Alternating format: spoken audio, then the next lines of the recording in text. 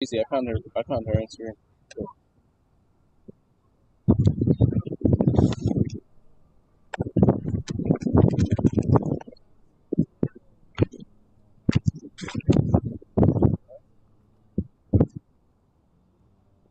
All right, ladies and gentlemen, boys and girls, welcome to another edition of Dan Wilkins broadcasting coverage of Audubon Green Wave soccer. Matt, don't throw that mic in the air; it'll create static. I'm Matt Wagner. What did I tell you, pregame? Keep it real. Anyways, Collingswood is one of my favorite places to broadcast because it is so unique.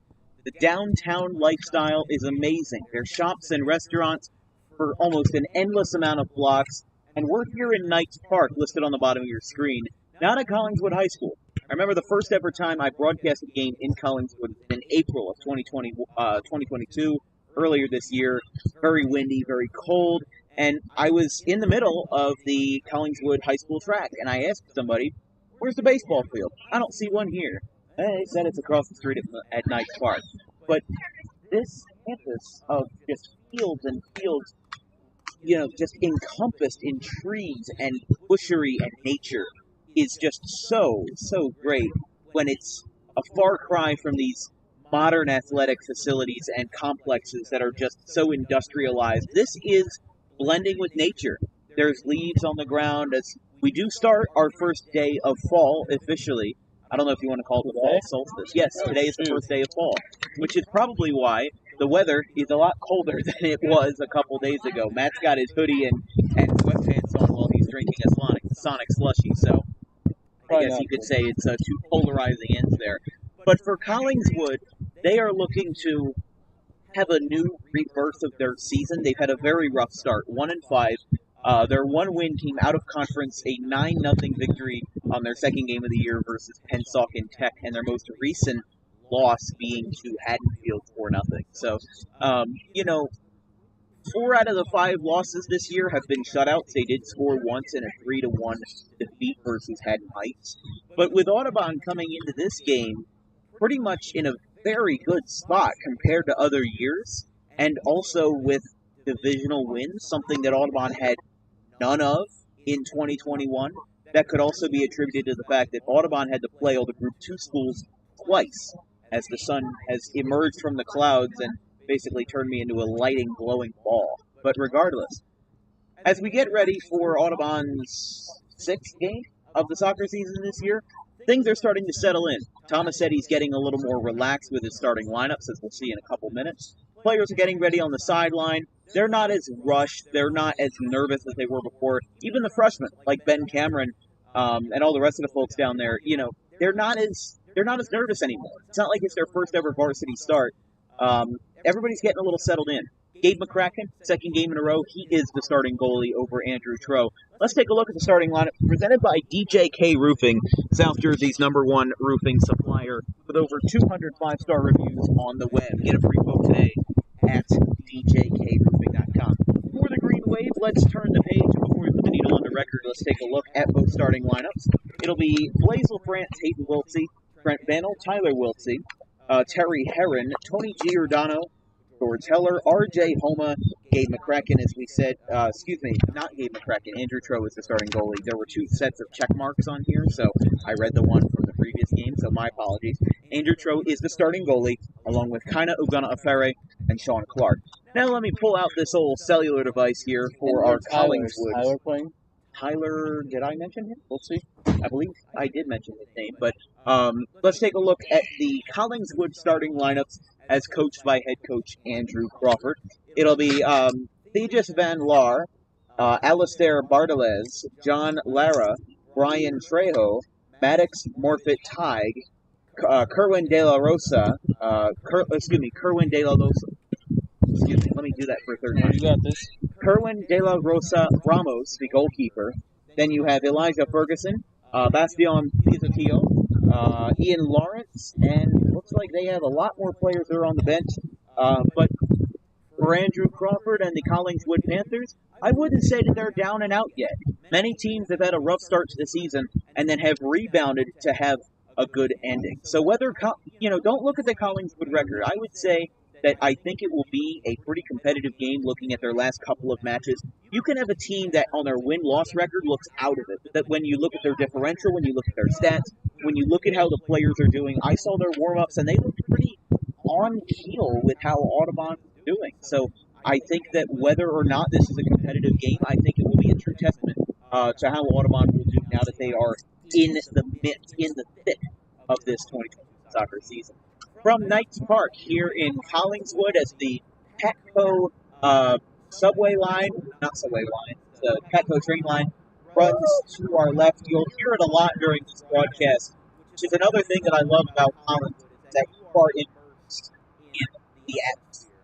And whether it's the trees that are some of their lovely foliage this time of year, the trees are just barely starting to turn from green to yellow to red, and now Petco train, of course. It reminded me of Palmyra as well. They always had the speed line behind the football field, so whenever we were doing games with Palmyra, there would always be the speed line, and it would always line up with a touchdown, which I thought was really fun, even if only coincidental.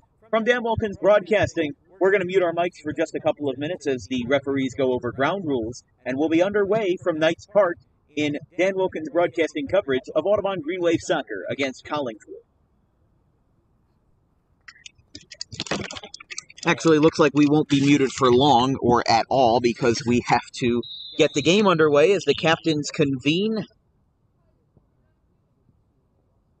at the center of the field. Audubon wearing their road whites today, Collingswood wearing their navy blue and gold home uniforms.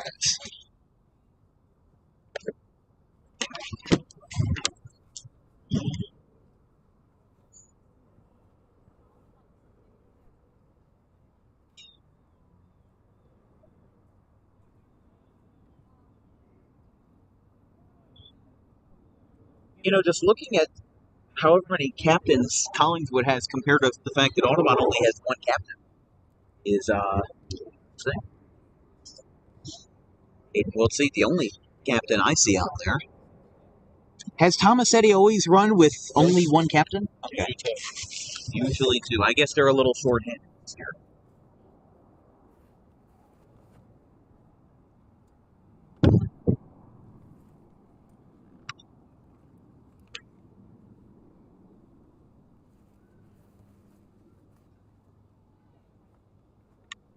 Forgot I wasn't supposed to walk in front of my own camera.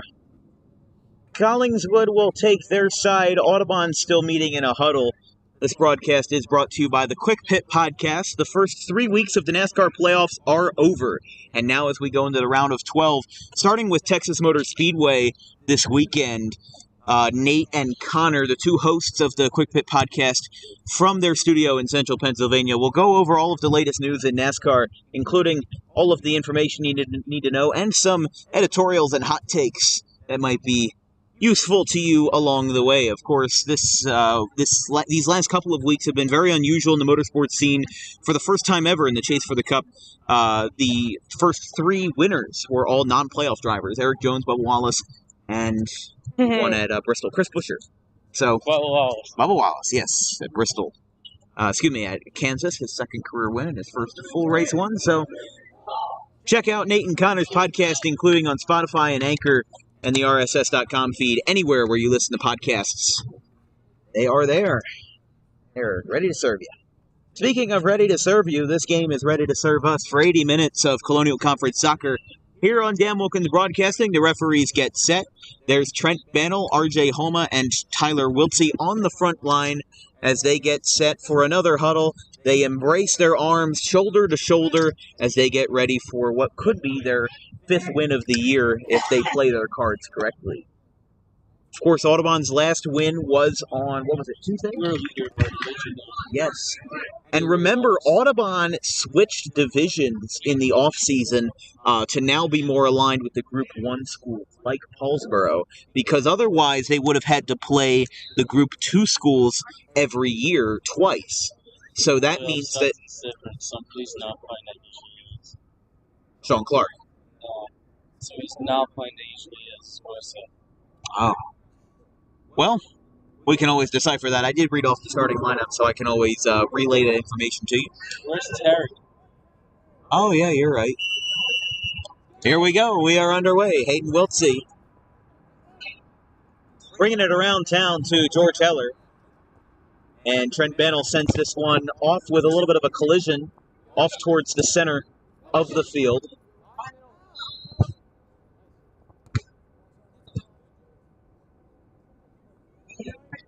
R.J. Homa bats it off the head of one of the Collingswood defenders.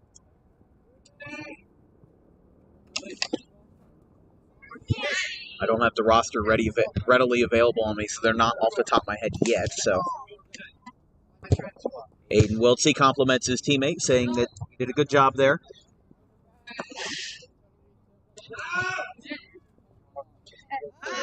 Working hard is Ian Lawrence. Working with Trent Bannell, or more working against him as the kick by Heller. You can see, if you see anything that kicks up off of the grass, remember that it was a very gloomy day until about 60 to 90 minutes ago. It had been raining most of the morning going into the afternoon, and I had thought at first that we were going to have either a cancellation or a delayed game because I didn't think that the rain was going to stop and get out of the area in time. I don't have a good working tent right now because... There it is. Where's Ben? Ben is not in the starting lineup tonight. That's what's missing. Although, isn't he at the corner right there, or is that Blaze? Let's zoom in. Blaze. That is Blaze LaFrance. Two similar figures in terms of their stature. Off the head It looks like he's standing under next to Gabe. of John Lara with a lot of vertical jump to it, and minute 45 in, really no action yet.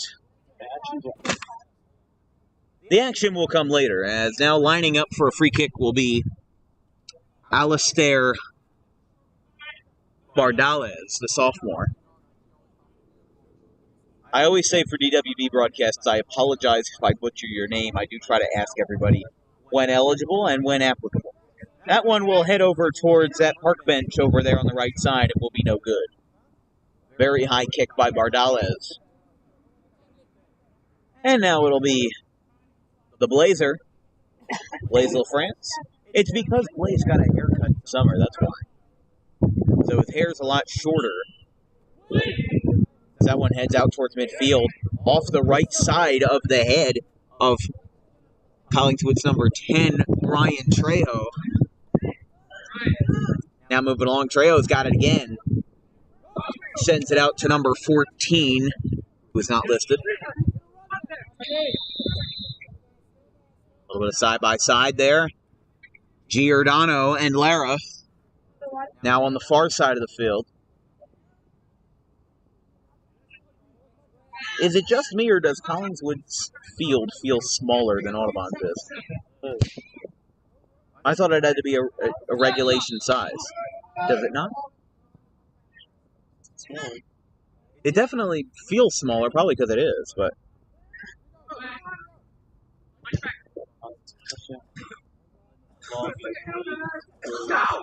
And look out now, Andrew Troe is able to save it on the left side. 3:36 unofficially on our clock there at the top of your screen. A good bounce off the head of Trejo. And run into it, trying to convene with George Heller. Like anywhere I sit, then right. Well, I'm controlling the camera. You got to be mobile. Maddox Moffett-Tige trying to get a kickoff on that shot, and it was no good. Now it's Blaze LaFrance who will kick this one away. A line drive punt that bounces off of Bannell's head at a little bit of a perpendicular angle. And now Hayden Wiltsey sends this one past R.J. Homa, headed out towards the sideline, and it's no good. Charging in for that was Micah Anger. And now this will be thrown in right to Moffett-Tige. And almost being run over is Lara.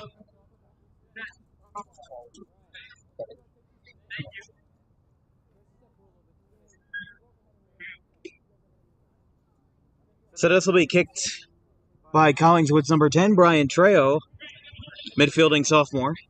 class of 2025, which is almost a little weird for me to think about because last year it was most of the people were older than me. Now I'm talking about these 2026 freshmen that are 2 years younger than me. It'll especially feel weird in the senior year. And I'm sure it feels even weirder for you because you're a graduate.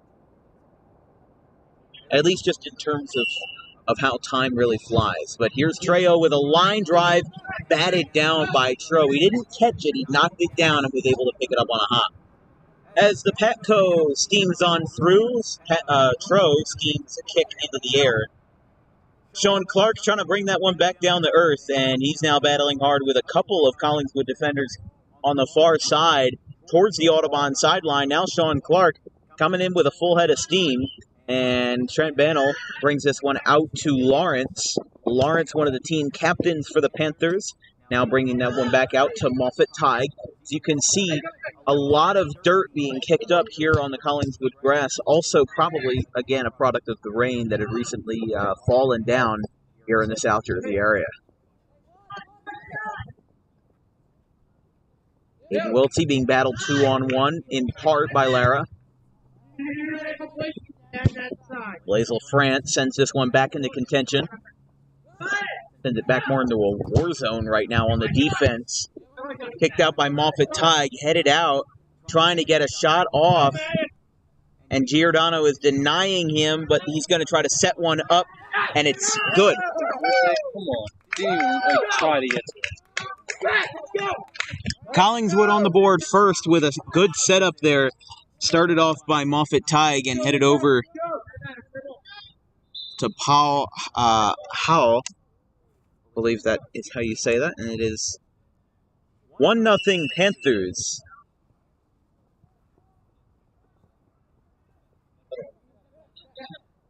But Audubon will be back on their toes again and almost immediately sending that one back out to the goalkeeper, Kerwin De La Rosa Ramos. Punted in the air by De La Rosa Ramos.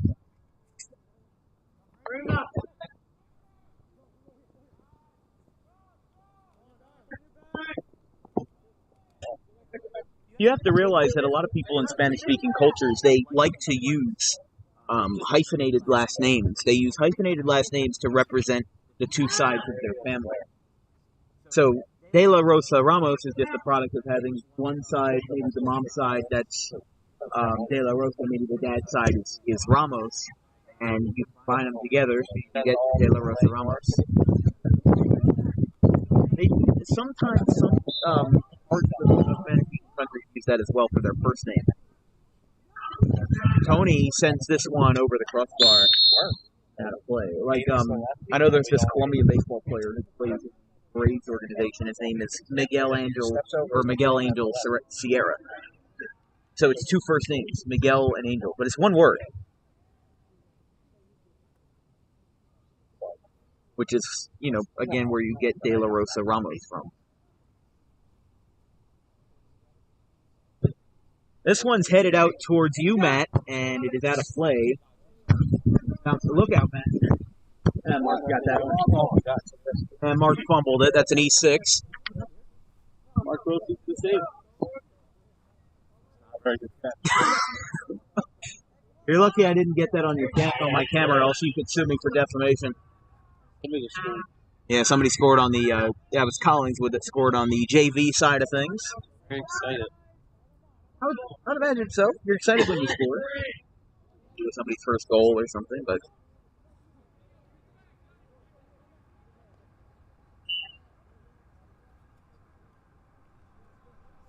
George Heller, this is a slow-moving game so far. Nobody's really doing anything except for Collingswood scoring first, as... Yeah, just a good setup there by Maddox Moffett Tighe. A good corner kick stopped by De La Rosa Ramos, but now it's unattended. A backwards kick headed out towards Moffett Tighe. Maddox sends a kick to the right side, but Blaise LaFrance denies him. Puts a rubber stamp on that ball and sends it out towards Terry Herron.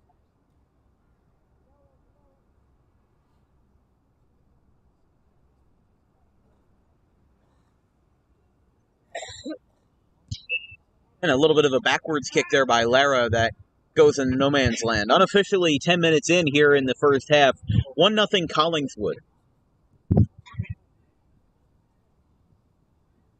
You are watching, by the way, coverage of Dan Wilkins Broadcasting, covering Audubon Green Wave Soccer.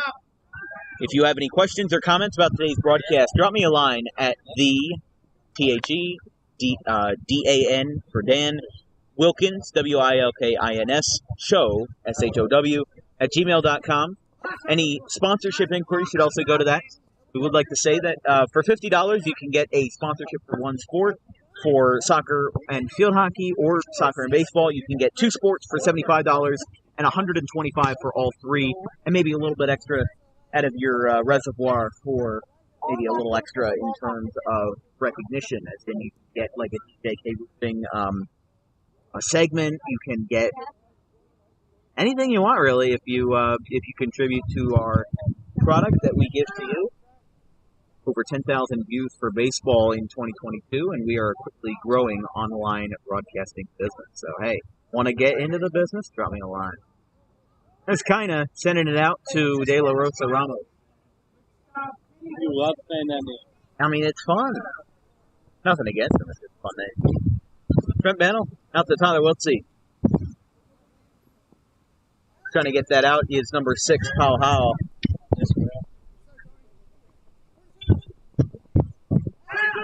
He doesn't have the skill. It seems like the game is partially moving slower because the ball is moving slower on this wet grass, on this damp grass. Actually, my shoe is not that wet at all. It's just a bit damp. So maybe the sun has dried things out since rain stopped around 1:30.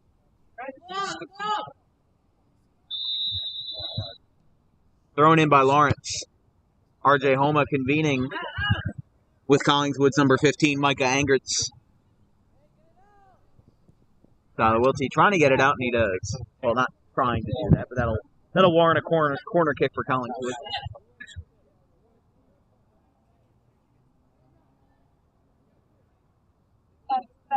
On that side. Yeah, I think how Collingswood's playing right now is showing that 1-for-5 record doesn't really showcase their best abilities as a team. Whether they're having a really good game. I mean, look at this. Look at John Lara, the senior, getting a great shot off there, sending it all the way out to about 3/4 away. And now Blaise LaFrance working against him hard, and this one will go out towards no man's land.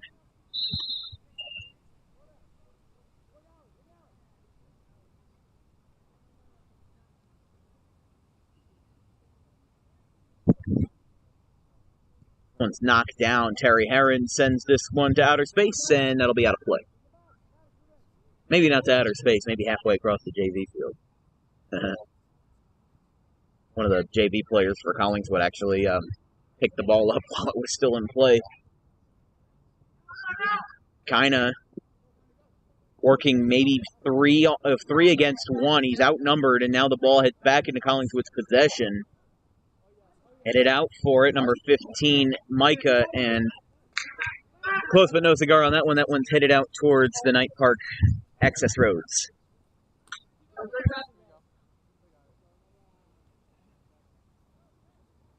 Blaise will kick this one a couple feet in front of the goal. Tony kneeling over, well, at least crouched over.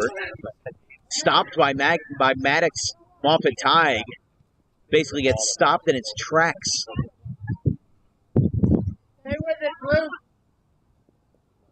Whoa, and down goes Lara. Things keep pushing along. And that one is out of play. Despite a good run, though, from number 14, who is not rostered, although that might be...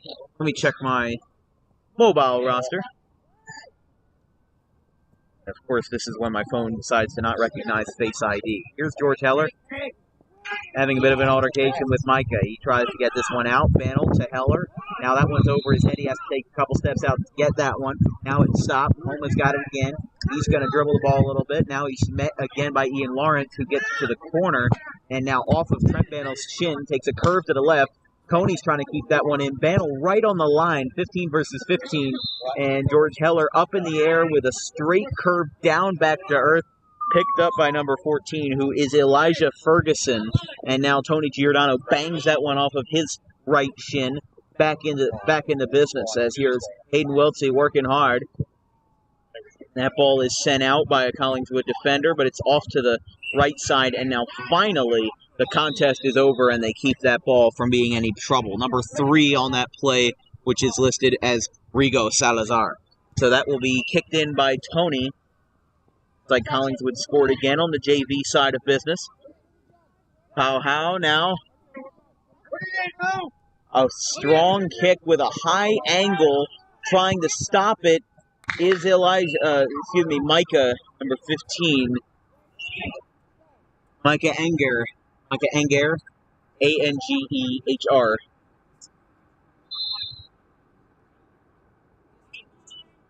Anger tying his shoe. Powell into the game. Bounce off the head of Maddox. Moffat Tighe now back at midfield, meeting it with a bat to the right side of his head is Ian Lawrence. And now Trent Bennell almost embracing the impact. Tony Giordano lets that one flop around. And Trent Bennell taking this one for himself. Hayden Weltsey with a shot here. He's outnumbered 2-on-1, though, right at the corner. The ball is stripped away from him by Collingswood's number 16, Matt Day.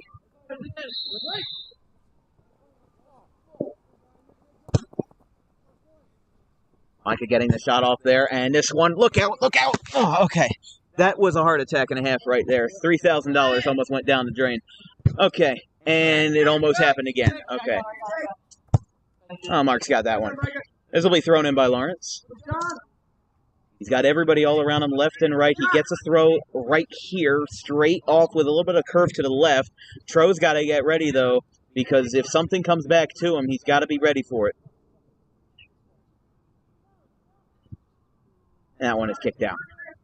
Unofficially 17-13 on my clock, maybe off by a little bit. Ref nodded, he heard me.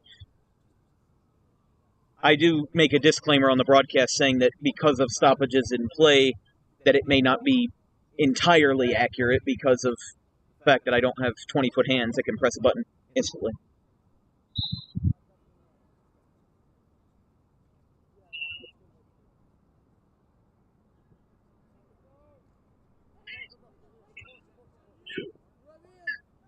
Micah Anger has got it. Now Trent Bannell playing a little bit of a footsie there. He kicked that one way up in the air, probably around 20-25 feet up in the air.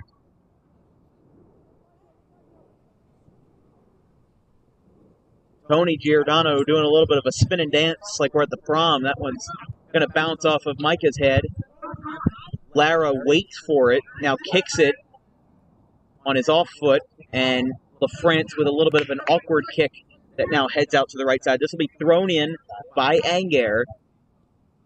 And Heller gets it off his back foot and out again towards the ball girl. This one's headed out towards somebody's pickup truck. And into the street. At least there's not a lot of traffic on this side of town.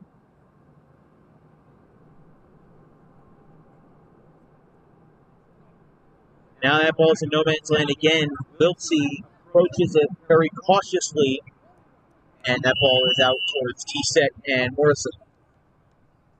I don't think you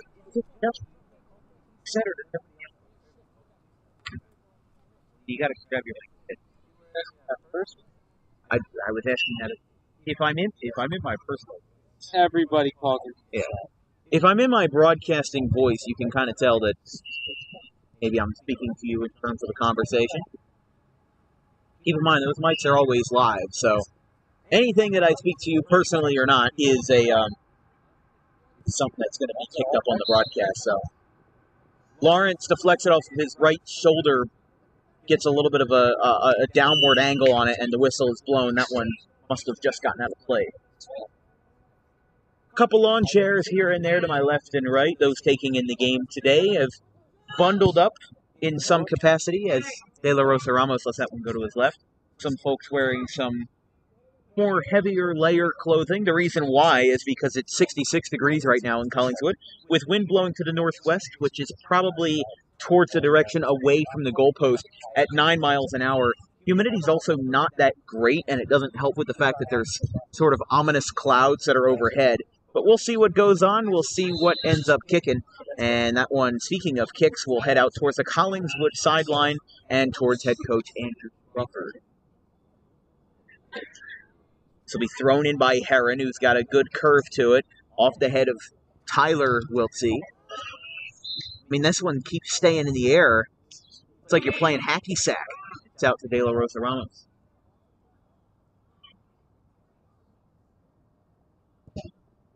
High drive, almost directly at midfield, stopped by Tony Giordano with a thundering thud.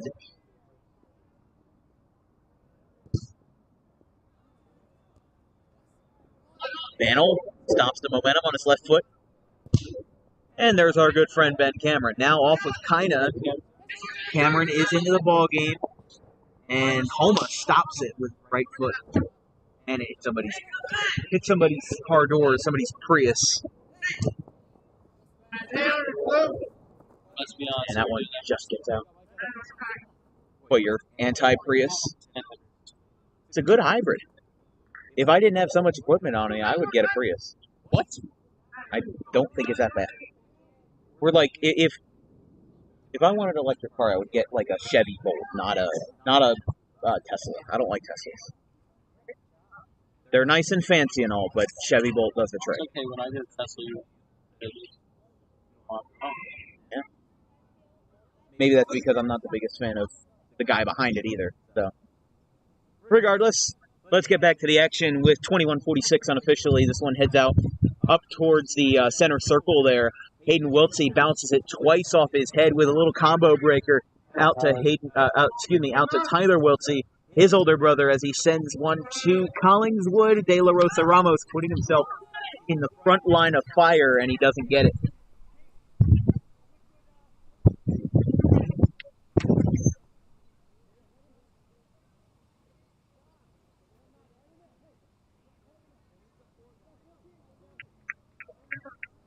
This will be a corner kick.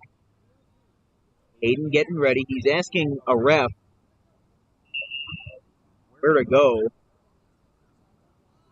because of the positioning of the flags. There's Hayden. Kicks it to the left. It goes over everybody's head. And out. Everybody else's car. Everybody's car.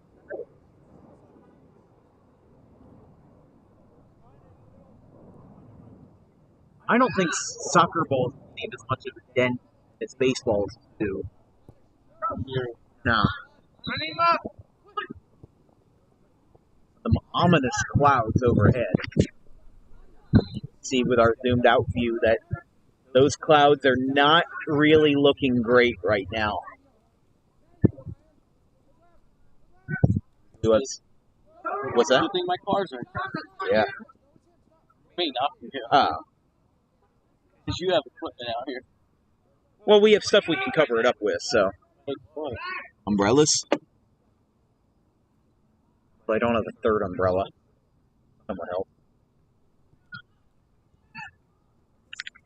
Of course, it may just be dark clouds that don't actually translate to rain. It did say that it's unlikely that it will rain this afternoon any further until after 11 p.m. tonight, and Jersey weather being so unpredictable can obviously put a hindrance to that. But now, Blaise LaFrance meeting with Micah Anger, and this one's headed off towards the pine trees. I think that's a pine tree. Yeah, I think so. I don't know. I'm not a person that's well into arbor, so. It's not turning yellow. Blaise LaFrance is going to send this one out just a couple feet in front of the goalpost. 1-0 Collingswood here from Knights Park, across the street from Collingswood High School and Middle School. Collingswood has had the possession a lot of the time today. There's Ian Lawrence. He gets ready to throw it in, heaves it in over Homa's head, who exclaims so.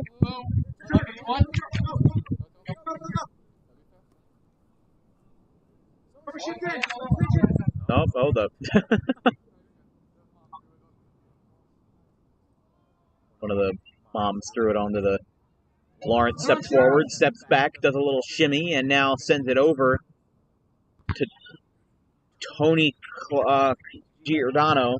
Almost forgot Tony's last name for a second there.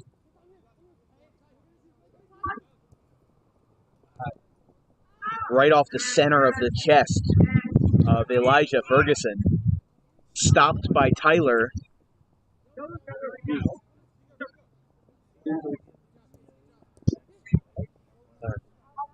I would agree with you. I think that just something's not right, I would say. Did we come into this game not humble? Something? Maybe we need to be humble. Well, I feel like a 1-0 deficit this deep into the first half is already a little humbling, but kind of almost said goodbye to that one, as it's just a couple of feet, maybe not inches, over the goalpost and over the center crossbar. So, kind of got close, but no cigar there. 26 minutes unofficially, as this one will be brought back into play by Collingswood's number 18, who listed on my roster is Bastian Pizzatulo.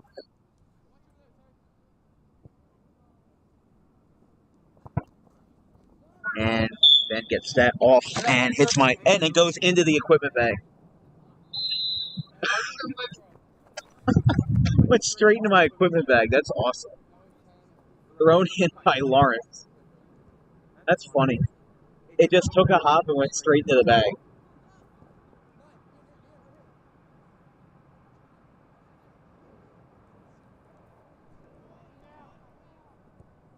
Aiden Wilson sends this one out towards no man's land. De La Rosa Ramos now unattended at the goal. Sounds like the middle school is already done with their first half. Homa misses that. Ben Cameron whispers something to himself, probably in frustration. They got to get the ball away from Tro. Don't send it towards him, send it away from him. As the ball spins and dances around, gets past Homa, and Ben Cameron sends this one out towards the sideline. You know, I would think that, in all honesty, I don't think that humbleness is the problem. Or at least... Teams just came to top. With a 1-5 record team, and you're thinking every time. Yeah, but then what do you say about Gloucester? This was a whole different team. Here, Lake Collingswood. Collingswood is not a farm. And their record obviously does not reflect that.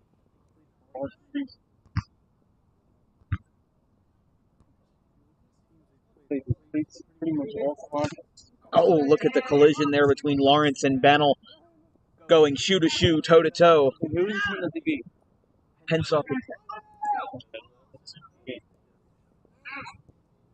Pensacola. I don't know anything about Penn Tech, so. Yeah. Are good?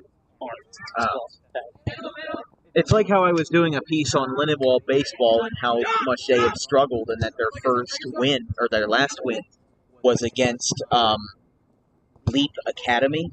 Oh, so here we go. In 2017. Sorry to cut you off, Dan. Yeah, go ahead. Let's put this into perspective. Now, Audubon, as of yesterday, was in a three-way tie for the first of our division. This one's up in the air. Because Off the line. Lindenwold defeated Gateway.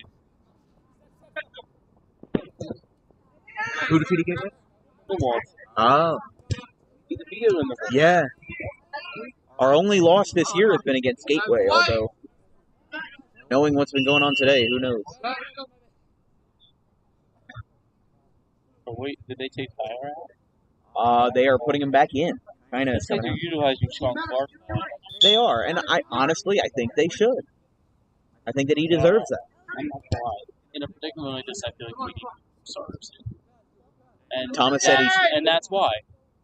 Thomas said he did change up the lineup for today's game, as that ball is just right. That's why. It's a goalpost. Where's the communication on? Not a lot of vocals today. I'm trying to be mean. Just like, yeah, no, I mean, you're right. You are right. There's been very minimal conversation. Yeah, and that's what you need. If you look at the old footage from a couple games ago, you can tell a lot is different. Sean Clark gets pressed one on each side like a panini, and now it's going to be sent off. I've heard Trent multiple times talk. Yeah. I've heard really anyone else. Well, Trent is always very vocal. Yeah. He's the team secretary, and that one is out. A good battle there by Collingswood's number 8, listed on my roster as Chris Messimer. But looking at how Collingswood has done in their first 6 matches this year, with the 1-5 record that we were talking about, 2-0 loss on September the 8th versus West Deptford.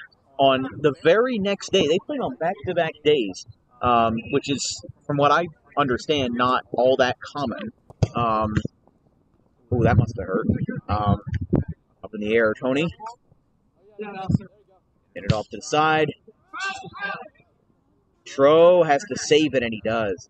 But the very next day, they beat Pennsauken Tech 9-0, lost to Sterling 8-0 on the 12th, 4-0 to Haddonfield on the 14th, 3-1 to Haddon Heights on the 16th, and on the 20th, which I believe was Tuesday, was Haddon Township a 6-0 loss. And that one is wide to the left. So, I mean, you can see that one win that they had was quite a powerful one. But the other ones that they've had against schools that are closer to home have maybe struggled. And that's why Audubon struggling in the first 31.5 minutes has been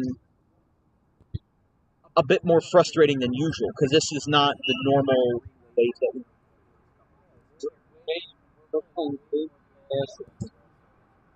And I feel like there needs to be a sense of urgency.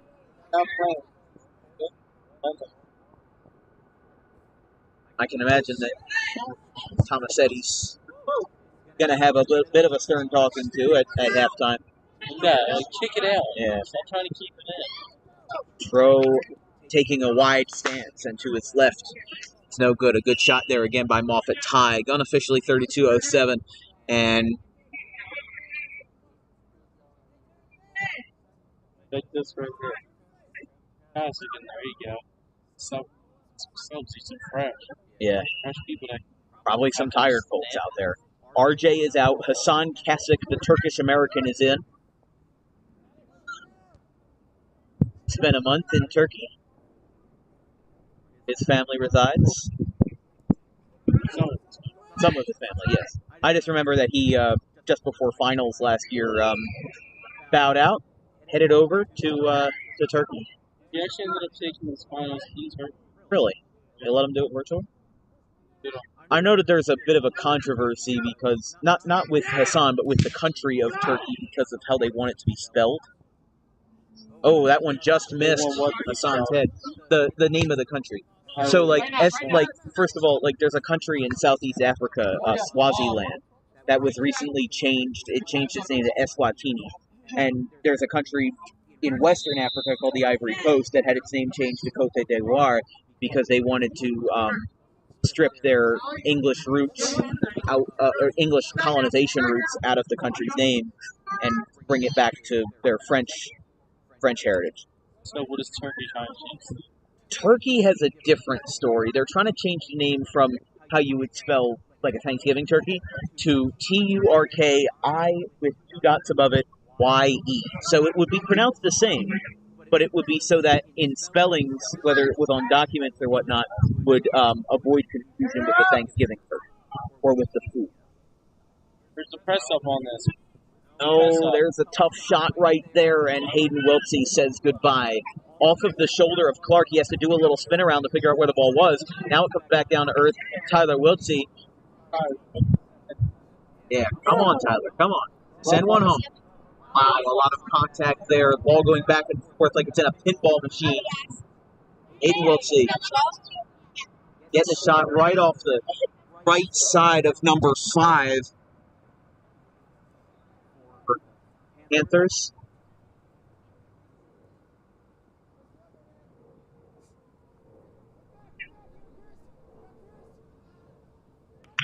That one's out of play. This will be brought in by Lara.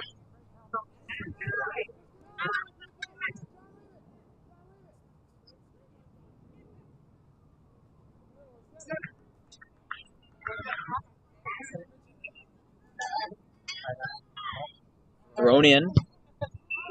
A little bit of an awkward kick by Anger, and rolling around on the ground are two players who made a collision. Looked like it was Anger and one of the Audubon folks. It was Terry, okay.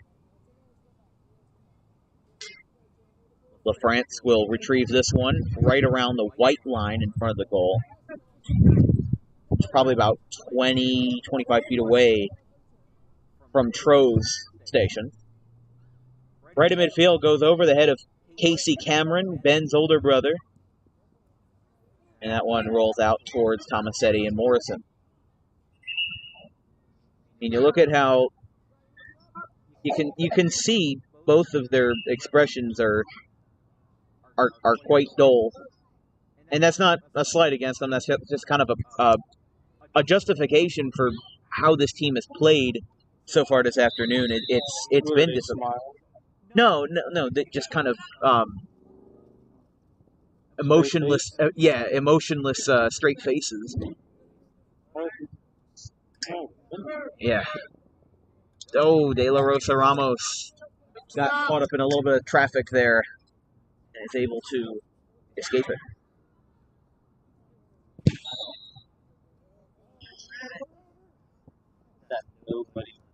Yeah. See, now that I've been doing this for a little bit longer, like you remember the first couple of games of the year, you were frustrated about things and I had a much more passive approach to them. And maybe I still do, but I'm starting to feel it. Like, I'm starting to... 8 years ago? Oh, and down goes Vanel. He basically just landed on top of the ball. Knocked around by Ian Lawrence. Yeah. He's probably ticked about something. He's probably frustrated how they're playing. Yeah, so free kick here by... He's doing a great job. By Wiltsey. The senior Wiltsey lines it up and well to the right. No shot. That ball barely even left the ground. If at all.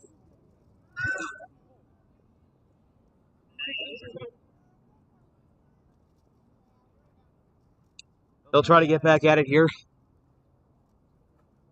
with Bastian Pizzatio off of Howe. And Kina's had a couple of goals this year. This one's up in the air. De La Rosa Ramos with a can of corn. He makes a catch. And we'll send this one back out on its way. Put a rubber stamp on it.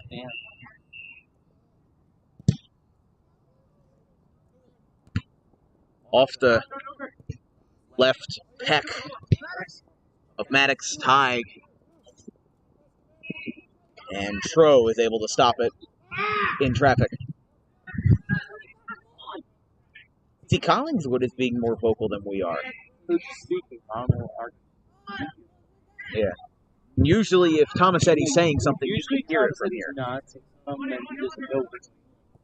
He doesn't know what's wrong. You know? I can't even tell what's wrong. I don't know what's off about it. Just an undiagnosable issue. And maybe Tomasetti does know and will go over it at halftime. Maybe he knows that he has some time on his hands. Played out for first half. A lot of times we won't call for a game in halftime so that he can get himself in trouble. Yeah. After halftime, though. Some of the coaches are not afraid to be human megaphones during the game. Tomasetti is not. It's not that he's not afraid to. I'm saying that just in general, hasn't seen much of him today. And that one is to our left. That one's like trying to get out. Good. Get it out. Don't let them get it. Lawrence with a curve to the left side off the head of Maddox Moffat Tighe. Kicking up off the right thigh of Terry Heron. I don't know why I did a visual, but I'm not on camera. Here's Foul. Sending it out. Yeah. Because now you have their fella, South number, Micah Anger, Tro punts it. Back down to earth, short of midfield, and kind of trying to get a shot off, doesn't get it. Terry, You think? Uh, Yeah.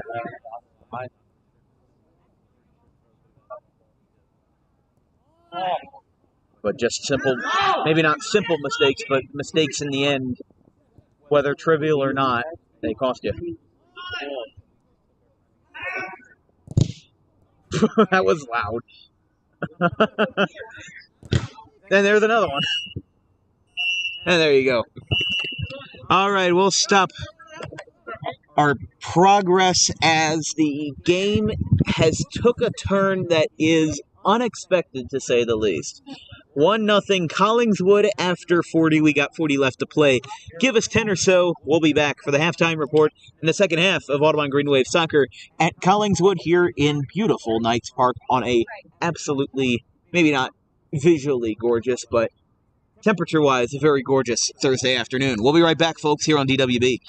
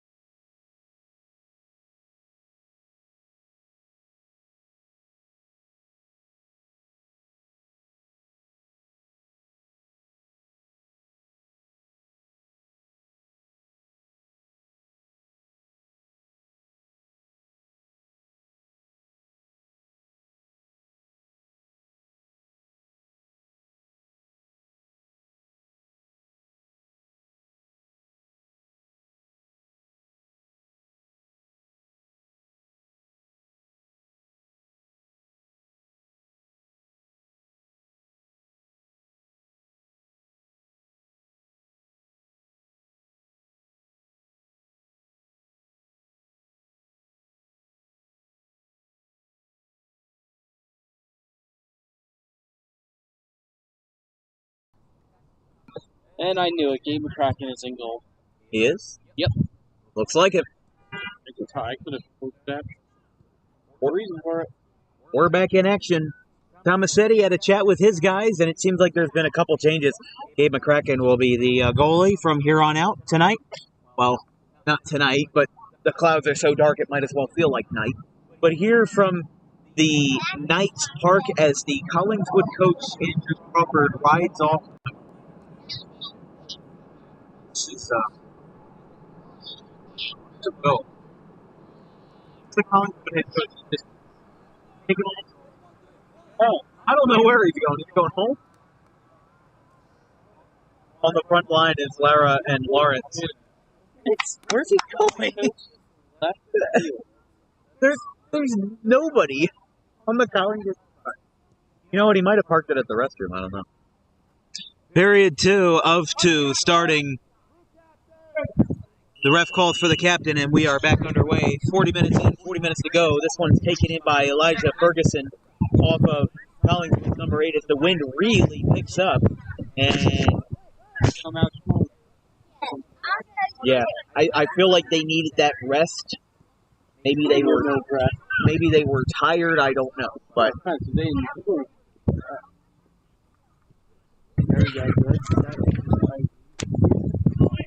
maybe not a rest, but more of a reset.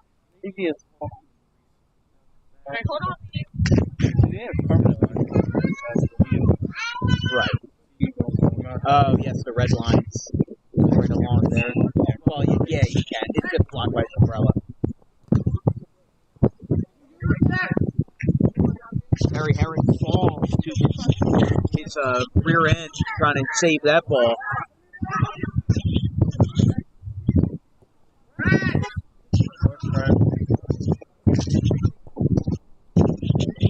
Up in the air. Look out now. Kinda. It's going to let this fall, and it's going to go back down to earth, and it will head out towards our good friend Mark.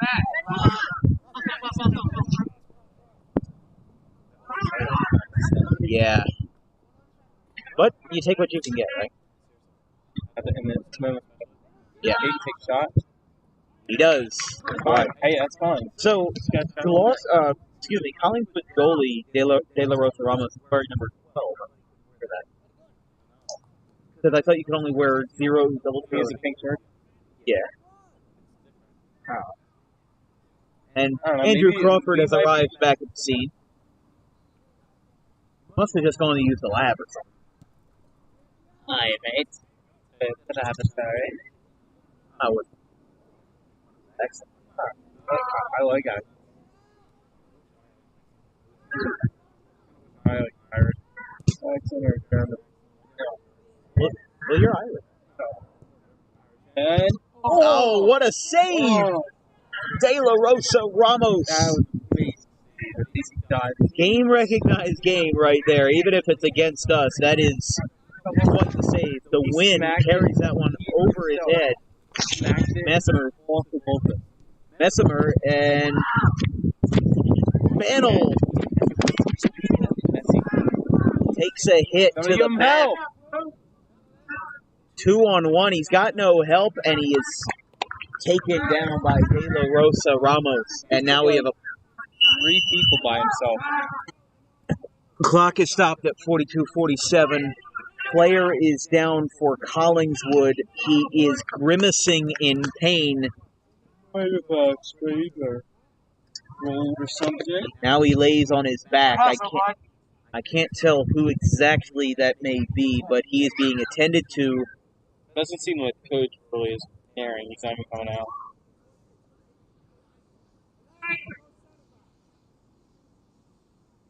There's a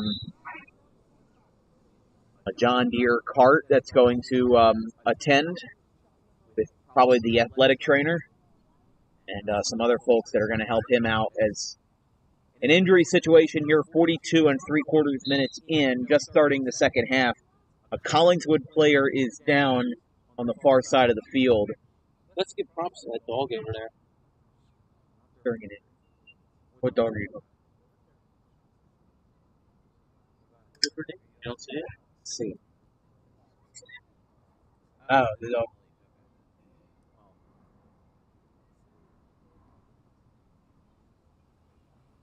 Hey, that's not off top. It's at the game. It's a spectator. Yes. I mean, So. you can't really do anything. Hobbling on his left leg. Look at his knee. He has a brace on. Yeah, he may have re-aggravated something. He will hop on the back of his cart under his own power. Didn't really look like it was under his own power. That was Collingswood's number 5. I don't know, Dan. Can you say under his own power when he didn't really put any pressure on the other? Yeah, but I'm saying he wasn't really.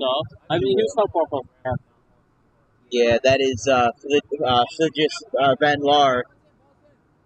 Fujis Van Laar is going to be taken away. That's something that's going to affect him. Myself. Van Laar was in the starting lineup, and now we are back in business, 42-48 unofficially.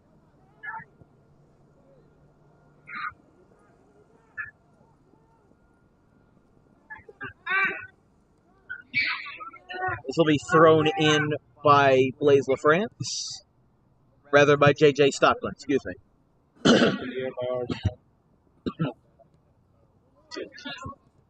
Off the chest and foot of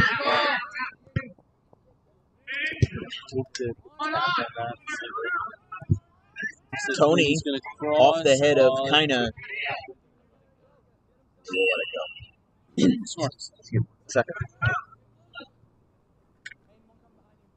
Please take a drink. It's good. Off there.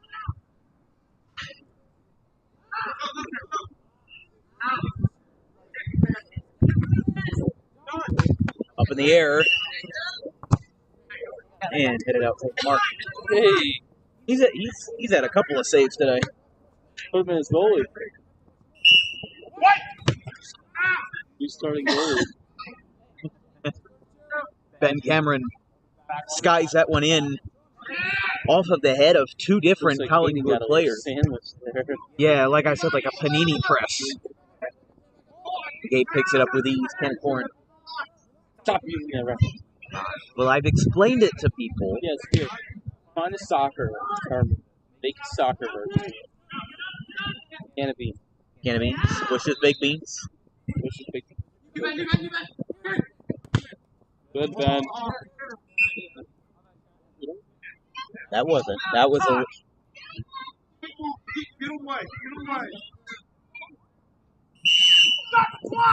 Oh. Dude, really? Let's see what's. Yellow card displayed to. Oh my God, he got a yellow saying he's on the line. Yeah, it's Trent who will be taken off. Cameron back in.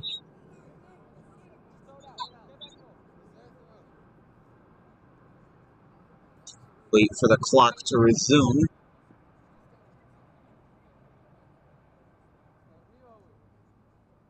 Trent's gotten a couple of yellow cards this year. Well, that one was not deserved.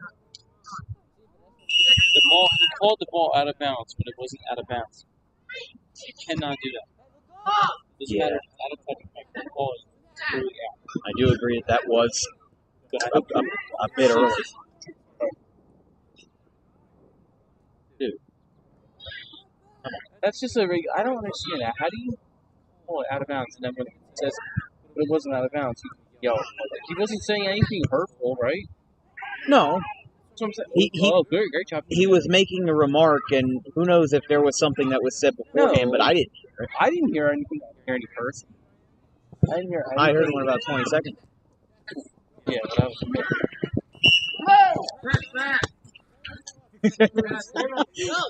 Ball came to us again. This one's thrown in. Reaching in there and stealing them. Yeah, I was.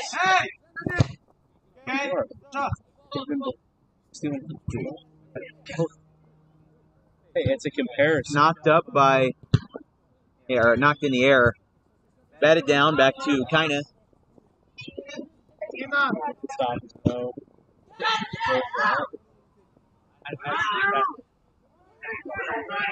Big jump.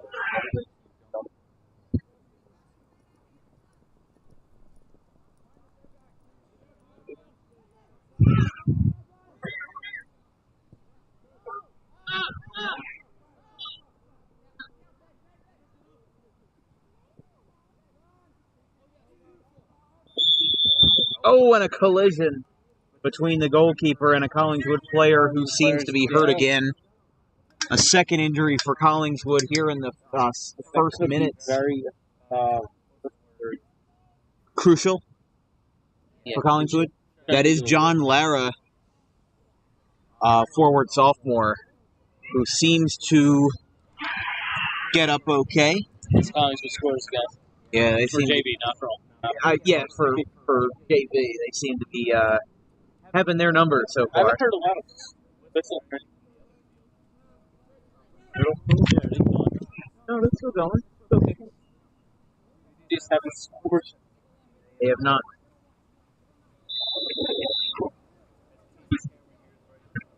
And now back into the game is How. How? That's a home run right there. What? I believe it would be a. I don't think Matthews is a real last name. Wait, something had to like Ryan. Right. Well, there's like Matthews. It could be Matt Matthews. That'd be cool. Okay. Like Dave Matthews, Dave. Up in the air. Thinking is the opposite thing. Figure out the bowl. Tough crowd, huh? Ben Cameron. Oh yeah. In general. No, I don't blame you for being honest. Here we go. And a hard kick. That Thankfully, ball. he has to touch a Connor Bellata. Yeah, that was Maddox tie. I really hope Connor watches this because you know what you're doing. That was a strong kick, but just not the right aggression of a kick. Yeah, that what you time need. is it so I can mark what time I said that? 4:52, and on the stream it will be about 1:10. 1 minute. 1 hour 10 minutes. Perfect. You could show that to Mr. Bellata. Yeah. Who's playing up in Brendan Mercy right now up in PA. I thought that was in New York. It's in Pennsylvania? Happening PA. Ah, I see. No. Yeah, I half think, of the Audubon what's soccer his team name? is there. Syracuse is. Syracuse. And Where, that's where Clark. yeah. Ryan Clark's Yeah. doing everything. Not for soccer. Which I can commend Clark for going there because that was my number one school at one point. Probably, but then I realized they don't have a baseball team, private school, really cold in New York, and tuition was really high. So I'm hearing it all. Aiden's got to get something out. It's RJ. Head wrapping. Plays LaFrance. Getting it around. I know, Blaze is sharing a couple laps over there, so. Yeah. It's like trying to come back in. I hate to be the fun police, but I don't know if laughing is the right. Hey, motion no, for I all mean, sharing a little laugh here and now isn't bad, but. Really felt time to count great. Yeah. It And takes like 2 and minutes. I don't want to hit the panic alarm. Great job. And that is a great save there by Gabe. He punched that one a little bit. On his punt. Yeah. Interesting punt I saw. That was almost like a Marquette King punt. I don't know. Or, not Marquette King. The other punter for the Raiders that was in the Hall of Fame in Canton. Ray Guy. Ray Guy is his name. What's that? Yeah. Most famous punters of all time. It reminds me of... famous punters, so... What? Not a lot of famous punters. Well, yeah, because they're punters. It reminds me of that Pat McAfee shirt that says... I don't know if the kickers ever do the whole thing, but apparently... There have been several. Greg Anderson, one of them. Stephen Janikowski. Yes, Janikowski is in. He was Janikowski. Matt Prater. Now, with Justin Tucker. Hey, you're old. a good player on our team. But it reminds me of the Eagles when they had Camus Grugier-Hill, their main kicker, who I think was Jake Elliott at the time. Jake Elliott. The main kicker for the Eagles at the time, this was a couple of years ago, was Jake Elliott. Camus Grugier-Hill, he was a linebacker, and he played soccer in high school and college. I mean, what's his name? I think used to play soccer. Logan Gilbert. Pretty sure Gilbert used to play Yeah, soccer. Logan Gilbert. Now he's yeah, and he's actually been getting some attention. Looks like maybe from Liberty. I don't think he's gonna take that. He wants to go D1. So. Well, Liberty is D1, and I'm pretty sure they're FBS. But yeah, really. Yeah, they are. Keep going. As the wind gust encompasses the field. Use Casey. Casey wasn't really involved there. He was back on top of it, so he could have got a little tap from somebody else. Also did it. Yeah, possibly. That's not good for him. Yeah. What do you have against that coach ring? Just well. It is.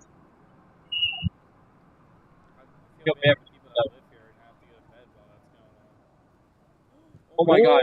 Dude, Clark almost just got the nicest goal of his life. Clark just almost got the nicest goal of his life. You see what he did? Yeah. Yeah. Excuse us for a couple seconds. I have to fix the tripod, so apologies for any video taking.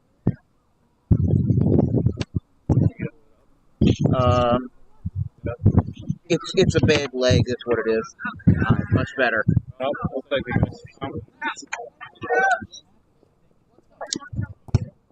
Kicked in the air by Ben Cameron, coming back down to earth. And Tony Giordano is there to retrieve. A couple Collingswood players intervening with their craniums, and that one is out of play. And it will hit the field, Mike. It hit the field, Mike. Let's fix that, Mike. You okay there, buddy? All right, we're good. Thank you, Matt. I'm good now. Trying to get it on pace straight. Now, I said Stan earlier that jerseys of Collingswood look very similar to the Philadelphia. To the old Philadelphia. When did they change the I don't think they didn't change them, but they used the light blue ones more. Maybe it's like an alternate. More occasional, and they use these ones that look like Collingwood. Right. The ones that look like Collingwood are the ones that they used to use every single game. I love Collingswood's baseball uniforms. With the take a look back at the old April game, 14-12. No, you're good. Even if you were in the way, it's part of the game. Running now to the right side and running out for it. This one almost hits the corner flag.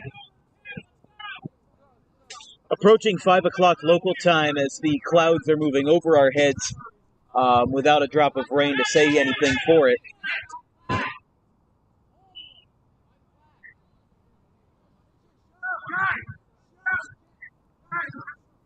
He was about to line it up right next to the referee, Danny Carrillo, the sophomore, but then... It seems like Tom said he had to speak up for the referee to make the right call. Yeah. Shouldn't have to be done. Well, look out now as De La Rosa Ramos gets in a little bit of traffic, but is okay. Punted by De La Rosa Ramos. And even if this game ends in a tie, it's not going to be as... I wouldn't be happy. No. I wouldn't be happy about this game at all. No, it's... Let's just score 2 goals in the next... How much time here? 20 minutes? Right now, unofficially, 54-53. So Russ is 30. Yeah. About 25 minutes remaining in regulation, basically. This one heads out toward the Audubon. He's been in since the start of the second half, so... Well, who's that? Certain defender that's zoom in on the sideline and see what's cooking. Does he press? Wallet. We do our broadcasts on YouTube, which reminds me, you're watching Dan Wilkins broadcasting coverage of Audubon Green Wave soccer here from Knights Park in Collingswood against the Collingswood Panthers. If you have any questions or comments about today's broadcast, actually, let's wait for Tyler. We'll see that one just misses over the goalpost. But if you have any questions or comments about today's broadcast, drop me a line at the Dan Wilkins Show. That's TheDanWilkinsshow @gmail.com.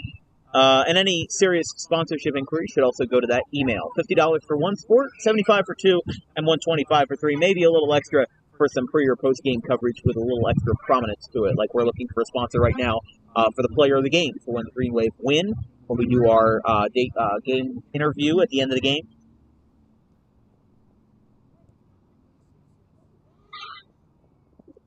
Gabe McCracken diving full extension. That's what you gotta do. It's a good goal. You dive all the time. I wonder if Tro not diving earlier may have played a role in why Gabe is in. I mean, is it that coincidental that Tro lets up the only goal of the game and now he's on the sideline? I mean, that's nothing against him, but that's just kind of how it is. Sometimes you have to make substitutions, regardless of what's going on. RJ is back in PC to take a seat, and he gets a high five from Tomasetti. Maybe a little bit of subdued one because this has been a subdued game. First goal happening less than 10 minutes in, and there's another one! Why? Yeah, can I have permission? What's that? Handyman's Messi! He scored that. I couldn't tell who got that one home, but it was... pull up the replay to see what's cooking. You got it pointed at the... Yes, the Audubon Green Wave scored for the first time tonight, and it is 1-1, 57-33 unofficially. We're back in business.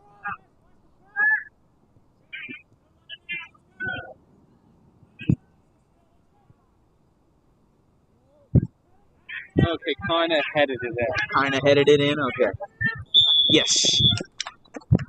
Whistle's blown, probably for an offside. So what happened, I'll explain it to the people at home. Hayden did a cross to the middle of the field and kind of, what's it called? He flicked it with the back of his head and it popped over the goal. Now, what justifies an assist compared to just a straight goal? Okay, so the goal is if Hayden runs up the field and scores. Okay. An assist is if Hayden runs up the field and passes it to somebody and they score. So that goal that was just scored by Kina, would that be credited? That's an assist by Hayden. Okay. Which, for the folks at home, is worth 1 point. 2 points per goal, 1 point. Yes. That's how it is. Stopped there by Collingswood's number 21, Danny Carrillo. And that dirt, you can see the dirt. It's still kicking up from maybe not from the rain, because the ground has dried. It's very dry. The ground has dried. It was maybe a slight bit dewy. It was a slight bit dewy when we got here, probably around 2:45, 2:50. I didn't really. I knew my car was wet when I went inside, so I knew it. Well, yeah. You can also do this thing called looking out a window. The worst thing ever, Dan, is you mind me mentioning quick?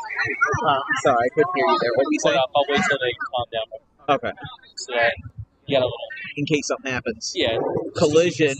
A little bit of a jersey tug between Wilson and... He pushed him, so I guess he got a little tug. Got a little back. Got a little love tap. So what were you saying? I was saying, so the thing with rain that sucks for me is, like, if it rains in the morning, there's no cover. Right. I always get, like, soaking wet, and then that feeling, speaking of soccer, last year, when we played Collingswood, scored at the end of the game. How is it playing soccer in the rain? On turf, it's not bad. Because the turf doesn't really slow down the ball. Unless you're Chicago Bears. Because their turf stops it. Hayden gets back up. So on turf, it just gets a little sick.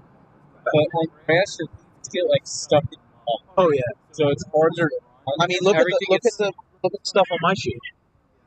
Stuff there. Well, there was a lot of stuff there. It's since worn off.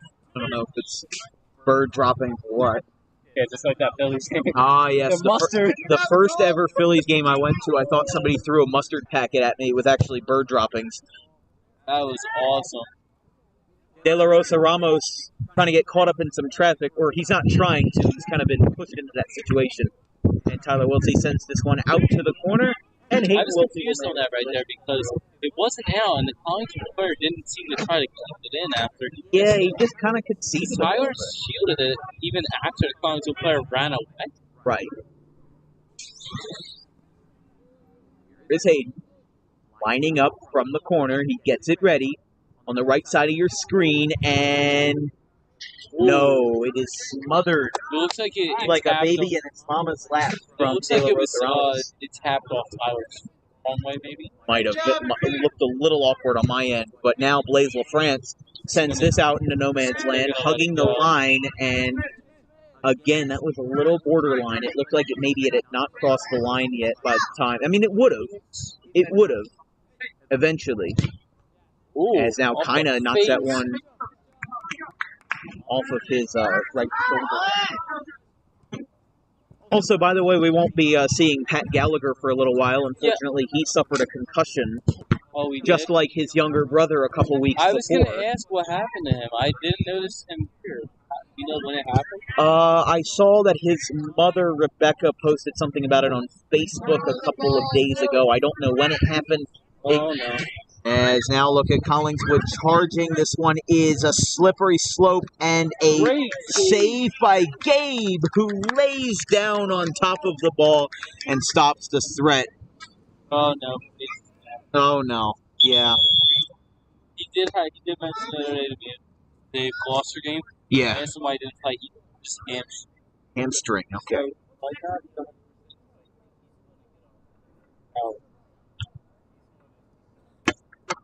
The Blazer, as we call him. Mr. Tough Guy. Right. Sometimes you gotta do what you gotta do. Yeah. He will get up okay. He is met by Tomasetti just a couple feet away from the golf cart. If you zoom in for the camera, to where? Tomasetti's right leg. Zoom in up to see the back. On the I just below the short line. Yeah, I see it. There is tape there. See, it's like there's a strip on this. No, I can see it. Well, I got Hayden's rear end in my camera right now, but I'm trying to get. Yeah, I can see it. They're off of his right leg. Yeah, I can see it. Okay. That's the. And when did you say he got that? During the Gloucester game? He didn't get it during the Gloucester game, but he didn't play the Gloucester. Oh, okay. So he may have gotten it unrelated to his soccer. He suited up for the Gloucester game in case they needed it. Which they did not. I didn't even think about the fact that he didn't play during the Gloucester game. I didn't even think of that. Right. JV was in almost entirely by 30 minutes. Straight off the head of Heron. That game was weird at the time. It was like got away. Yeah. It was, what was it? It was like 0-0 in like 3 minutes. Yeah, the first goal wasn't scored until 12 minutes in, and then Audubon just took the money and ran, as in the 1977 Steve Miller Band song.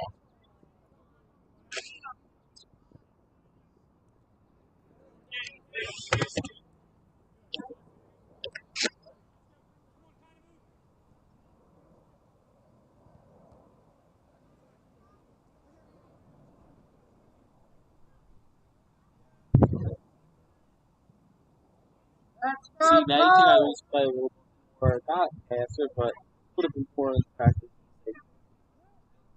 Time. And at worst, you get a tie if the score holds. Well, I mean, they have.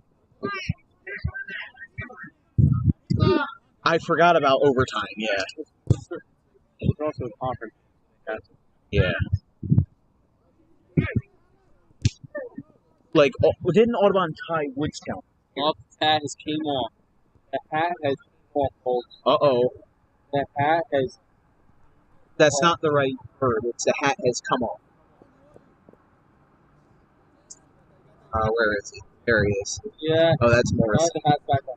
Okay. I guess when the hat comes off, he's angry. It's not good. Uh-oh. Yeah. Hat gets thrown to the ground. But we are in a tie game, and De La Rosa Ramos saves it. Ramos seems like so tall. It seemed that Tro did something similar.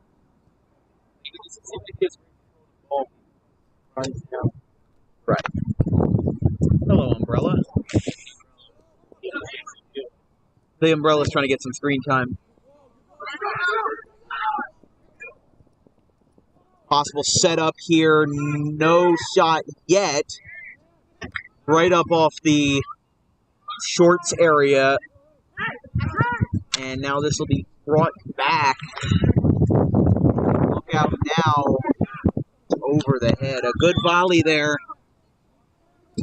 by Brian Trejo.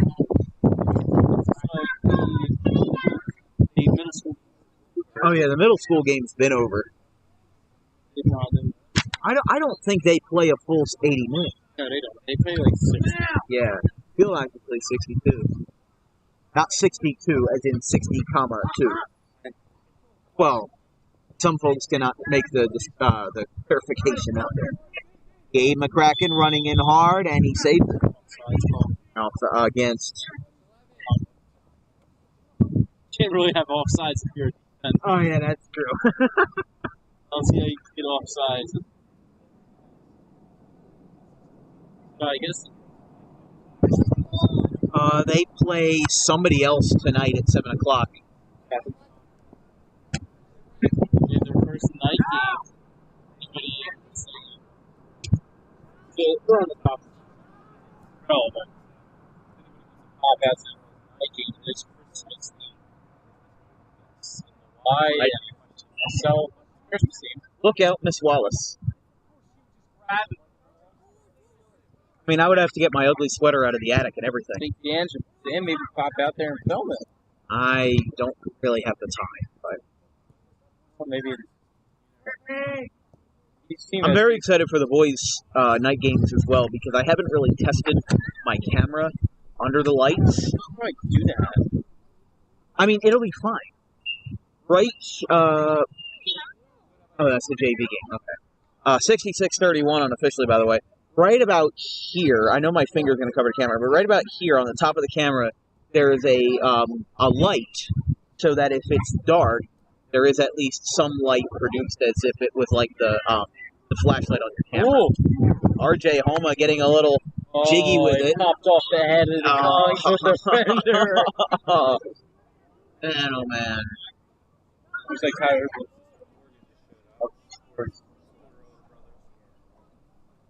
What I like about Audubon, it seems like everybody supports their kids. Yeah, they do. Nothing to them. They might have parents just working. Rolls behind the net. Yep, another corner kick. Like Audubon is great at supporting their teams. I mean, you look at the Gloucester game, the Gloucester football game. Sorry. No, it was, and honestly, there's a reason for it though. Honestly, this game is also pretty dry. Oh, Tyler attendance up. I don't know. Clark whips his head like a flash. God, I'm turning him down. I mean, you're making good analogies. So look out now! Ow! Off of McCracken's foot, he slams his hands on the ground in frustration and denial. And speaking of denial, Maddox Moffett Tighe is denied a touch. What a great save. Okay. Yeah. That just gave me a heart attack because that kid had amazing speed. He came running in like a bull in a china shop, and it just... All he really had to do was hit over his head. Yeah. But instead he set him a line drive. Gabe's not afraid to get in front of the ball and take it to the chest. That's not like it. I don't know what Gabe's doing. It's way out there.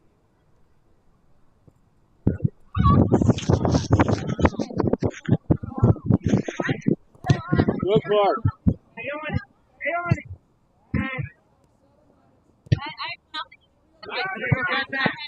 That was out of play.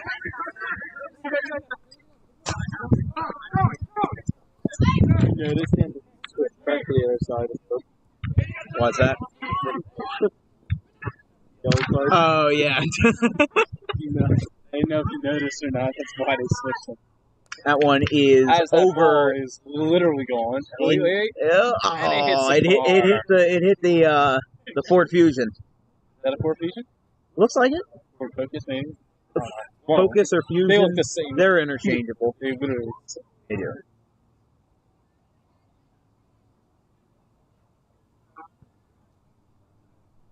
This one will be kicked by Collingswood's number 18, Bastian Pizzolito. What? Oh, you were looking at me. You're looking at me funny. I mean, like I had three hits. See, another... Look out, Gabe! Look out, look out, look out. This one might be trouble.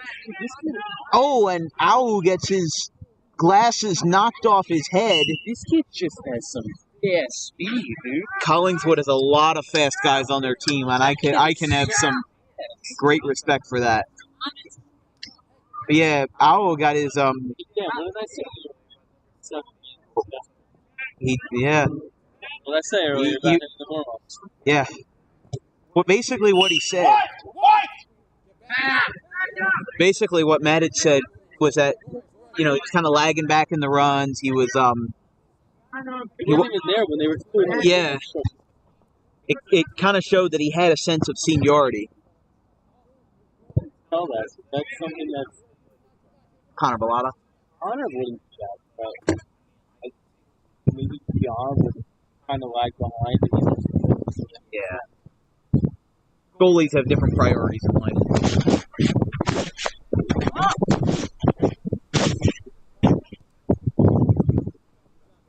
Oh, it's to my right. My table's been hit a lot today. Oh, man. That's a great throw, and unfortunately nothing to show for it. Oh, no. That is true. I did think it was Collingswood's fault. My bad. It's hard to tell when you have four players converging. When you have more players converging at the center than the UN General Assembly, then you have it's hard to tell who's who and who's got what. They're gonna bring Terry to throw it. Yeah, here is Terry Herron in to throw it. Maybe not a rocket, but it gets the job done somewhat. As now Hayden Wiltsey's back. Hayden's gonna try to settle it. Ooh. Look out now! It's just high. It's Hayden's mom. Let's have pro Frustration. Not frustration, but a little bit of Like, oh, I could have had that, you know.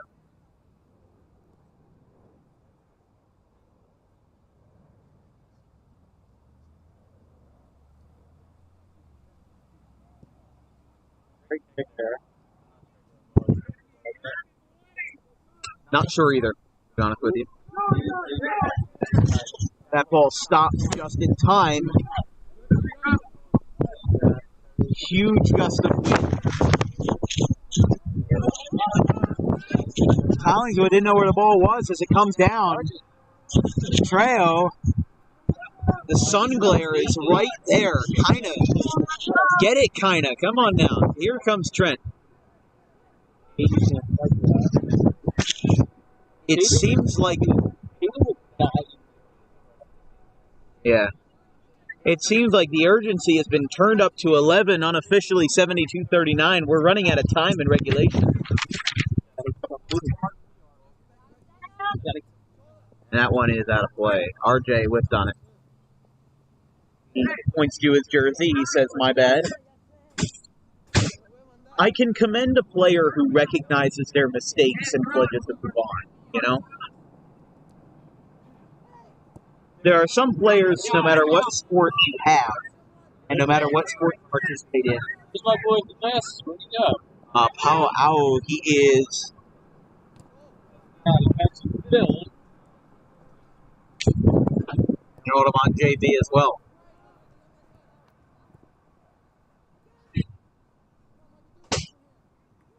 Hard to think. Like group twos. Like, Look out. I think it would have hard. And Salkin. And Salkin? And Salkin's probably the team that I think is Boston. Really now? He's Pennsylvania. I have never seen anything No, in it was one of the Grove, Pens. so. Like 3 times. Pennsylvania. Say Pennsylvania? Oh. I thought you said Pennsylvania. Okay. But that's a state. It's a state, yes. Their soccer team is pretty big now. Ah, yes. The Pennsylvania Union. I was making a joke based off what you said. Is there a team in Pittsburgh or anywhere else in PA? MLS team? This one's headed. It stays in play except for now, as Ben Cameron will throw it in with a lot of urgency. It bounces off the head of Trejo, back over the head of Messimer. Ben Cameron. Pittsburgh River. Pittsburgh River. Is that an MLS team? Oh. Riverhounds SC. I see. Soccer club? Because there's like NYCFC for football club. Some call it soccer club, some call it football club. That one is off to the left. Why? I don't. And that goes into a barrage of bikes, SC bikes. I know Barca. Yeah, maybe some Cannondale road bikes in there too. Mongoose? Well, Mongoose has like the monster truck tires. I know. The Cannondale road bikes. But, yeah, go. The sense of urgency and the level of such has been turned up a couple notches. Which is good, because the first half was really slow. From the press to hockey to Look out now. it's definitely. Wow. That Collingswood player got on his back in such frustration after that goal was missed. What was it? Why shot? It was a good shot. Ben Cameron. Yeah, it is. It's a rough one. I didn't bring my aviators today, so. I didn't bring my glasses. Wow. Yeah, I thought it was too, but the clouds have cleared out and the sun has prevailed. Jason Stockman. Oh. Look at that now. Great steal back though. All that.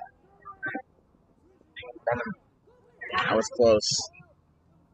That was a little too close for comfort, if I'm being blunt. It's like it might just go into overtime. It very well might. The opening game of the season versus the Woodbury Thundering Herd went into OT. One, literally the last second. Yeah, of first overtime. I can't see where that ball's going. Look out now. It misses to the right. I swear my table is a magnet today. We've had so many soccer balls headed my way. One hit my mic, one hit my table, one almost hit this, one almost hit the umbrella. That never usually happens. Maybe like once a game. What? How many balls? Yeah, how many balls have come close to the boot? I think it's kind of like first minute. From the corner. The Bluetooth.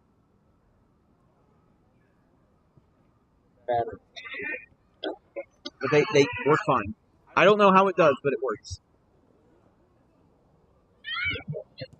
Oh my gosh, look at the bicycle kick, and he's going to save it on a hop. Now, is this honest equipment? Is this, how old is it? It's pretty new. The oldest thing out of all of my equipment is, the oldest thing out of the entirety of the equipment are those mics. How old are they?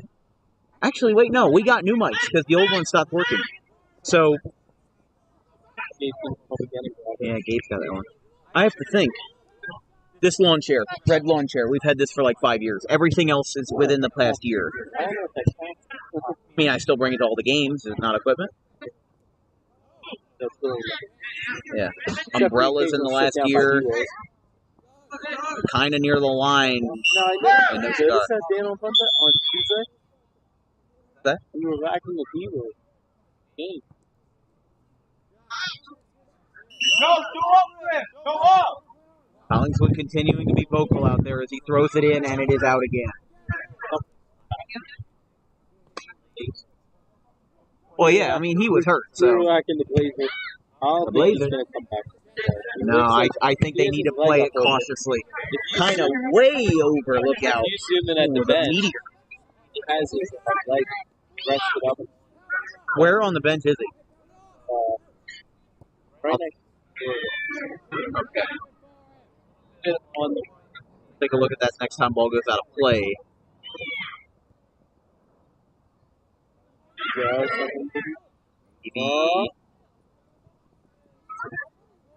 Maybe yes. Let's see. Right. Farthest left. I am. Yeah. Take a look later. I just don't see him.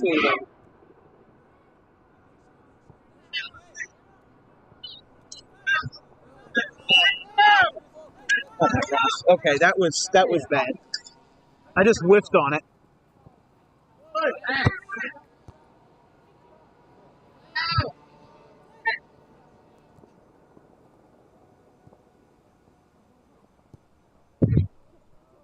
There goes time. Watch, though. Yeah.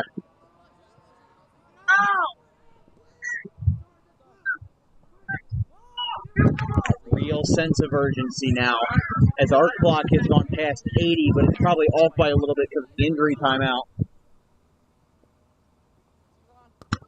Knocked down and out of play. This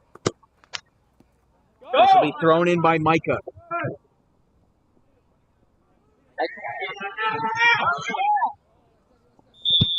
And there you go. Well, this is a close one. 1-1 after 80. A tight game. I'm watching it. What are we waiting?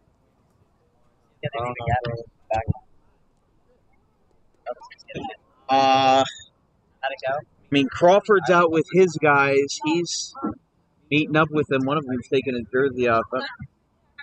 I mean, I'm looking at the Audubon sideline right now.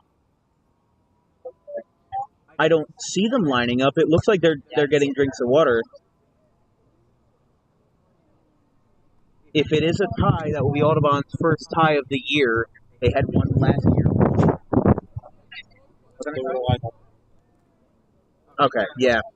So Thomas Eddy will meet with his folks down at the far side of the field, and we will take a quick break. After 80, 1-1 here on Dan Wilkins Broadcasting.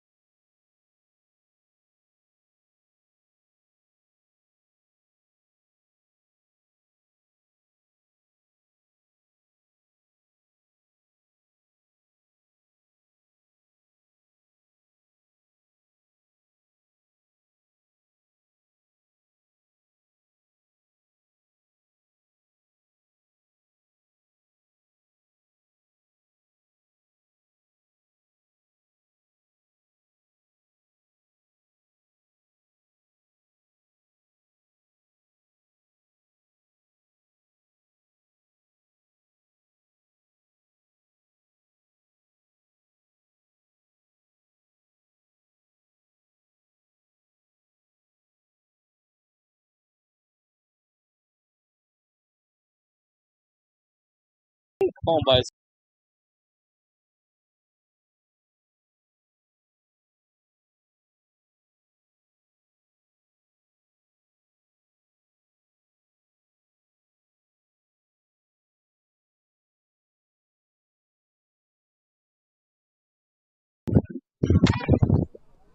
We're back here from Knights Park. This game took longer than expected to get going, really.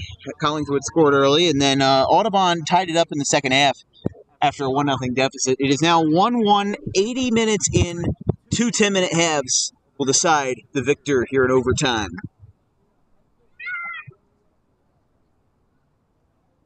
Audubon meets in their huddle. Looks like Hassan will stay in the game. That's what I said. Hassan will stay. It'll be Wiltsey, Homa, Kina, Hassan, Tyler Wiltsey, Hayden Wiltsey, Trent Bennell, Terry Herron, Ben Cameron, Tony Giordano, and Tony Clark. Here we go.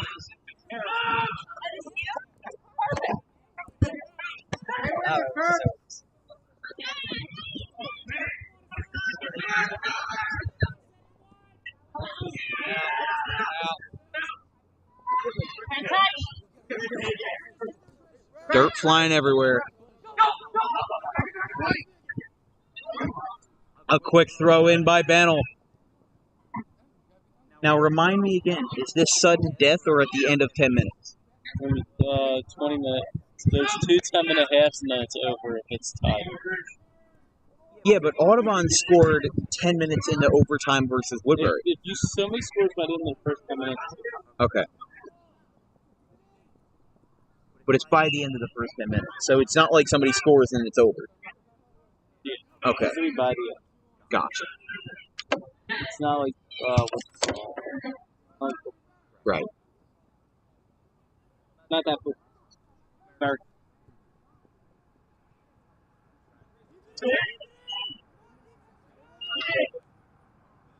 You do that? See that they put it back on the opposite side. Oh, yeah. Probably one that might be more chillax. He wants to go to a different spot.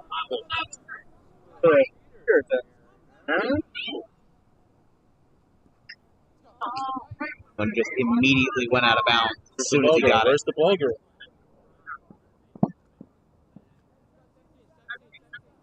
One down. Huh? Maybe she's not covered for overtime. She's only contractually obligated for first aid. Oh, there she is. Ah, there you go. Far end of the field.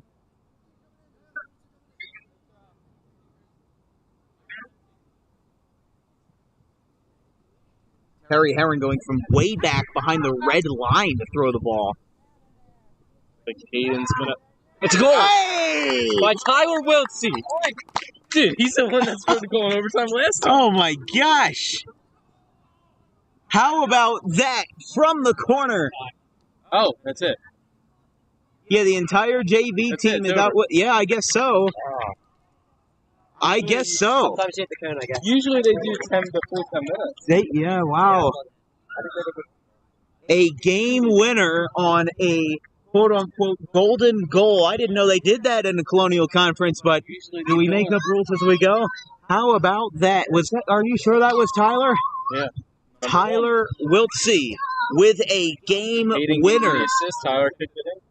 Brother on brother assists right there. 82-31. And as Tyler said, Is that what Tyler said? Yeah, it's Christian Renato's trademark. I just realized I gave Collingswood the goal by accident. Let's fix that one.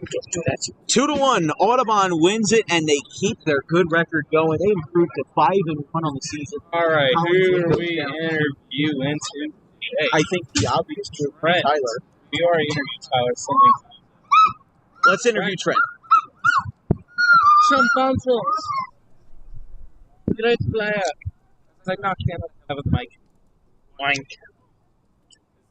As we've had multiple close calls with our cameras. Everything is a close call with this camera. All right. Dan would be the type of person, like, you've never seen a move so fast if it's not the camera. Right. Get in front of him. You might want to move him. Just kicks it. What did I do? Oh, this thing zoomed in. You can see all my pores. Okay. You're in sun drive. Okay. We're going to take a quick break. Wonderful game. Really good. That was really close. We'll probably get our player team soon. We're going to do track and get it. I have to. Yeah, but I'm saying I want to get him before the bus All right, leaves. let's go. All right. We're going to mute our mic.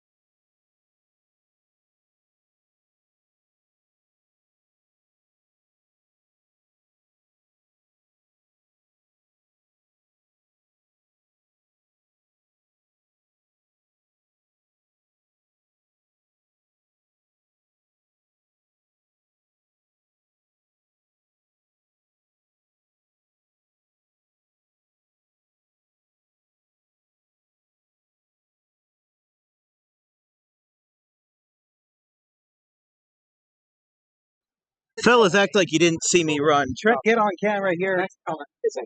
As he greets with some folks of his family. We got to make this one a little bit quicker because the bus will be leaving soon. But Trent, I do want to talk about, even though you didn't have any goals on your record today, controversially yellow cards.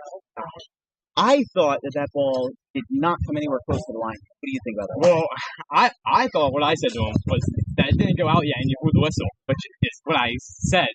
Right. And he took it too far for some reason. And You didn't yell any profanities out. No, I said the ball went out of bounds. The ball wasn't out of bounds yet, and he blew the whistle.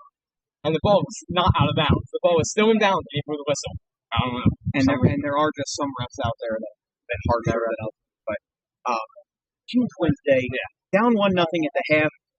What did Thomas say to you guys about that deficit? He just said come out with fire. If we didn't come out with fire, then I think we would have got another goal, and then that goal led us to dominating till like the last 5 or 6 minutes of the half. And came out fired up in overtime. Only 2.5 minutes it took. That goal there to win the game, it sends you guys in tough. Woodstown, Headlights, and Head are your next 3 games. What is your team?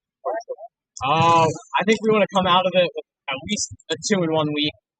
Maybe take a loss in there, but hopefully we can get a 2-1 week. Big game Monday. Biggest game. Probably one of the biggest games of the year Monday. And if we get that win, it's going to be a gigantic win for us. and then go into Haddon Township, and Haddon Township was tough, but I think we'll compete with them very well this year. And then Woodstown Friday, I think we'll be able to handle them pretty well and take it to them.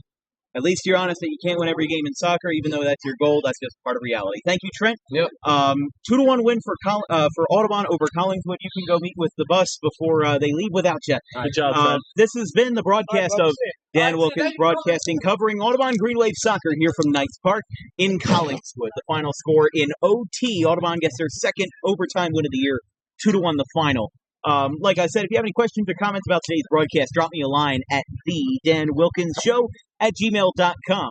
Also, be sure to tune in Monday for, as Trent said, the biggest game of the year versus Woodstown. That will be a fun one. Matt Wagner hopefully will be on the call for that one as well. What game? Monday. Who's it against? Woodstown? Nope, that's not who's it against. It's either Woodstown Heights or Haddon Township. But regardless, it's been a fun one. Have a great weekend, folks. We'll see you around next time here on Dan Wilkins Broadcasting. We're out. We are out.